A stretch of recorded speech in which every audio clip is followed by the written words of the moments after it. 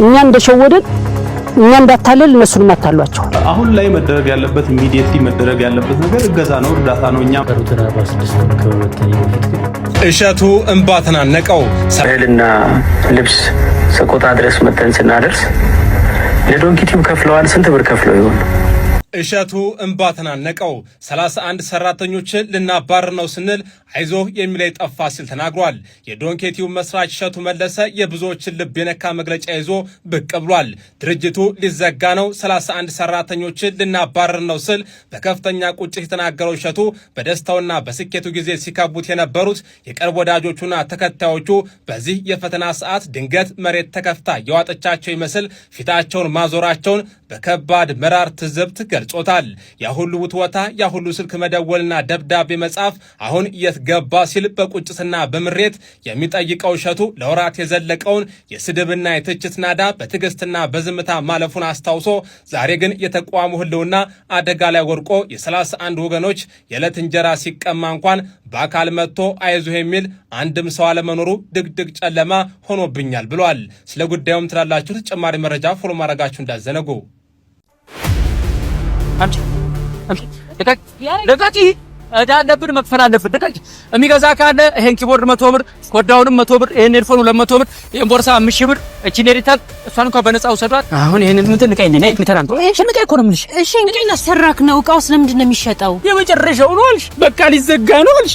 እኔ አልኩትኝ ቪዲዮ ኤዲቲንግ በአካል የመጨረሻ ዙር ነው አልኩ እንጂ ድርጅቱ የመጨረሻው ነው አልኩ እንዴ? አውቃለሁ እኮ ሀኪዬ ሰማችሁ አይደል? ድርጅቱ አይደለም የመጨረሻው የቪዲዮ ኤዲቲንግ ትምህርታችን ነው የመጨረሻው።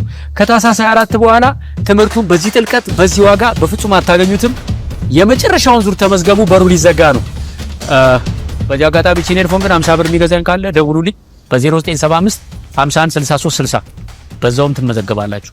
እህልና ልብስ ሰቆጣ ድረስ መተን ስናደርስ ለዶንኪቲው ከፍለዋል ስንት ብር ከፍለው ይሆን?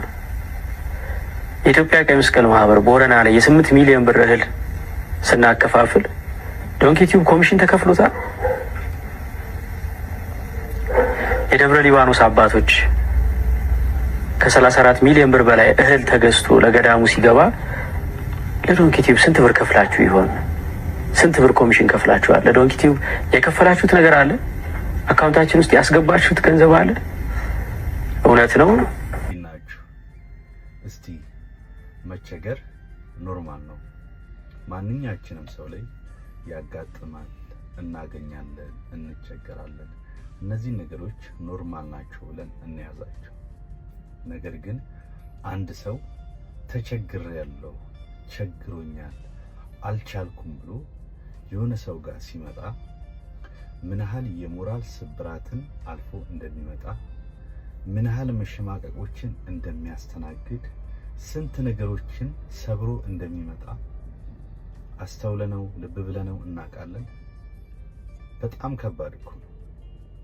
ቸግሮኛል ካለ አንድ ሰው በቃ አቅቶታል፣ ከአቅም በላይ ነው። ስለዚህ ያ ሰውዬ ያንን ሁሉ ነገር ሰብሮ በተለይ የሞራል ጥያቄ በጣም አስቸጋሪ ነገር ነው። በጣም እሱን መቋቋም ከባድ ነው። ያንን ነገር ተቋቁሞ አንድ ሰው ቸግሮኛል ካለ የምር ከመረዳት ውጭ ሌላ ነገር ምንም ነገር ማድረግ አንችልም።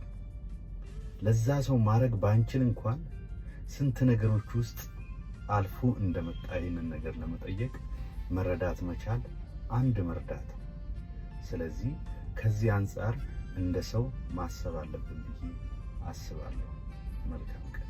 ሰሞኑን ኮሜዲያን እሸቱ ላጋጠመው ነገር እንደ ኮንቴንት ክሬተርና እንደ ቢዝነስ ሰው መፍትሄው ምንድነው ብለህ ታስባለህ? ኦኬ ሶ አሁን ላይ መደረግ ያለበት ኢሚዲየትሊ መደረግ ያለበት ነገር እገዛ ነው እርዳታ ነው። እኛም ነገ ምን እንደሚያጋጥመን አናውቅም። ነገር ግን ለዚህ ችግር ዘላቂ መፍትሄና ሎንግ ተርም ሶሉሽን ብዬ የማስበው ነገር ለሁለት ይከፈላል። የመጀመሪያው አሪፍ ኮንተንት ስትራቴጂ ማውጣት ነው። ሁለተኛው ደግሞ ቢዝነስ ማኔጅ ማድረግ ነው ብዬ የማስበው። ኮንተንት ስትራቴጂ ስላችሁ ከዚህ በፊት እሱን ያሳደገው ይህን ያክል ሀብታም ያደረገው እናም ደግሞ በሰዎች ዘንድ ተወዳጅ ያደረገው ተደራሽነቱ ነው። ቪው ማግኘት አለበት። እንደ ድሮ አይነት ቪው ለማግኘት ደግሞ ጥሩ ኮንተንት ስትራቴጂ ያስፈልገዋል ብዬ ነው ማስበው እና ይህንን ካደረገ ጥሩ ቪው ካገኘ ጥሩ ገንዘብ ያገኛል፣ ጥሩ ማስታወቂያ ይሰራል፣ ጥሩ ነገር ላይ ይሆናል ነው ባጭሩ። ፊሊንጉ ራሱ ጥሩ ነው የሚሆነው። ቪው ስታጣ ኮንፊደንስ ጭምር ነው የሚጠፋው። ቪው ስታጣ ቀጣይ ቪዲዮ መስራት ሞራል ጭምር ነው የሚጠፋው እና አሪፍ ቪው የሚያገኝ ኮንተንት አዘጋጅቶ ያንን ኮንተንት በተደጋጋሚ ቢሰራ ወደ መጀመሪያው አቋሙ በአጭር ጊዜ ይመለሳል ብዬ አስባለሁ። ሁለተኛውና ብዙ ሰዎች ጋር ያለው ችግር ደግሞ ቢዝነስ በትክክል ማኔጅ አለማድረግ ነው። እንደ ኮንተንት ክሬተር እኛ ሁለት ነገር ነው ማኔጅ የምናደርገው፣ አንደኛ ቻናላችንን፣ ሁለተኛ ደግሞ እንደ ቢዝነስ ማኔጅ የምናደርጋቸው ነገሮች አሉ። አሁን ኮሜዲያን እሸቱ ሲል እንደሰማችሁት ብዙ ሰራተኞችን በውስጡ ቀጥሮ ያሰራል። ከዚህ በፊት 60 ምናምን ነበሩ፣ አሁን 40 ምናምን ደርሰዋል።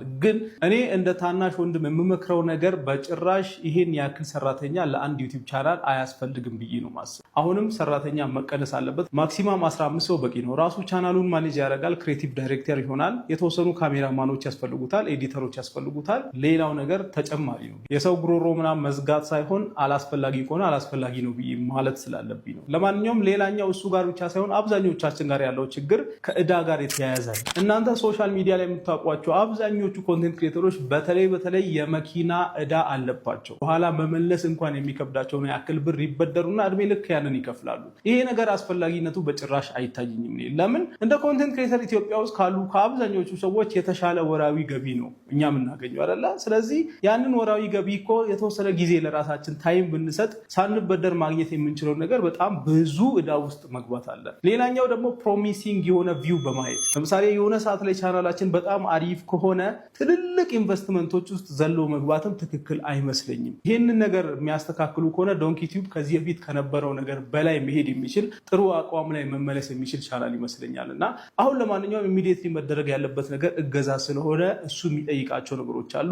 ላይቭ ስትሪም እያደረገ ነው። እዛ ላይ ገብታችሁ የቻላችሁትን ያክል እንድታደርጉ የኔም ቤተሰቦች ይሆናችሁ ሰዎች፣ እኔን የምትወዱ ሰዎች ይህንን ቻናል እንድንታደግ ጥሬን አቀርባለሁ። ሌሎችን ኮንቴንት ክሬተሮች ነገ ከነገ ወዲያ እኛ ምን እንደሚያጋጥመን ስለማናቅ እኛም ብንተባበር ብዬ ነው የማስበው። ይሄ ጥፋት ያ ጥፋት ማለት አሁን ምንም ትርጉም የለውም። ሁላችንም አጥፍተናል። ሁላችንም ጥሩ እንሰራለን፣ እናጠፋለን። ስለዚህ ጥፋት ላይ ብቻ ነገሮችን እንትን ከማለት ይልቅ ይህንን ብናደርግ የሚል ሀሳብ አለኝ። ሲክስ ፓክ አለኝ። ከየት አመጣ? ስፖርተኛ እኮ ነኝ። በእውነት የእውነት ፎቶን እናሳይሽ? አታምኝም? ፎቶን ካላሳየኝ አላምንም። አሳዩት። ስፖርት ሰርተህ ነው እርቦህ ነው?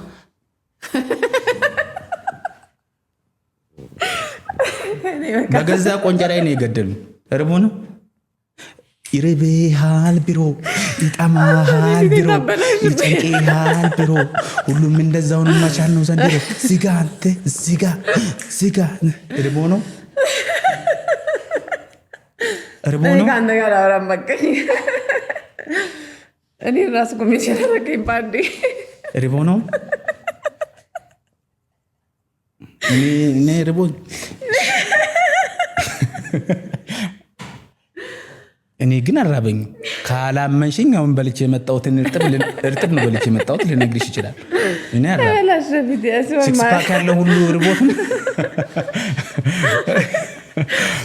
ሲክስ ፓክ የሚመጣው በመራብ እኮ አይመጣም። ሲክስ ፓክ አይቼ እኮ ነው። አንዳንድ ፕሮፌሽናሎች እንደሱ ሲሰሩ በእርግጥ ባይዘው ኮንዲሽን ከሌለ ይርባል። እንትን ነው ሰዎች እንትን የሆነች እምብርቴ አቆራረጡ ትክክል አይደለም ስትወለድ። አዎ ዝም ብለው ነው ጊዜ ስላልነበራቸው በአንድ እጃቸው ነው የቋጠሩት እና በጣም እንደዚህ አብጣለች ወደ ውጭ ወጥቶ። አዎ እና ከደረቴ እኩል ነው ማለት ይቻላል። እና ያሲን እምብርቴ ካፖርት ቁልፍ ይመስላል ምናምን የሚባሉ ነገሮች እንትን አደርጋለሁ። ሪስታርት የምታደርገው እሱ ሲነካ ነው ወይ ምናምን ይሉኛል። እና ሰዎች ኔጌቲቭ ነገሩን ያዩታል፣ ግን እኛ ለፍተን ነው ያመጣ ነው። ይህን አስረግጬ ለመናገር ፈልግ